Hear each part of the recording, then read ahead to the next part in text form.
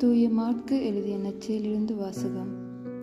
அக்காலத்தில் உயிர்த்தெழுதல் இல்லை எனும் கருத்துடைய சதுசேயர் இயேசுவை அணுகி, போதகரே, ஒருவர் மகப்பேற்றின்றி தம் மனைவியை விட்டுவிட்டு இறந்து போனால் அவரை கொழுந்தனை மனைவியாக ஏற்றுக்கொண்டு சகோதரருக்கு வழிமரபு உருவாக்க வேண்டும் என்று மோசே நமக்கு எழுதி வைத்துள்ளார்.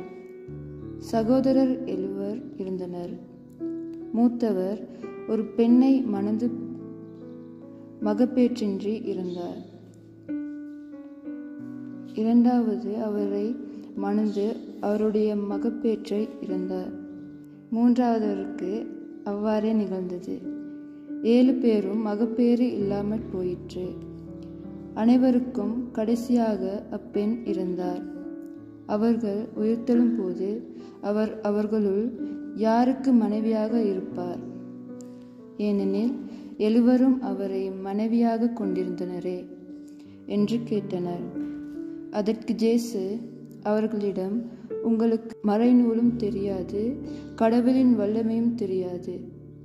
இதனால் தவறான கருத்தை கொண்டிருக்கின்றீர்கள். இறந்து உயிர்த்தெழும் போது யாரும் திருமணம் செய்து கொள்வதில்லை. மாறாக அவர்கள் விண்ணக தூதரைப் போல் இருப்பார்கள்.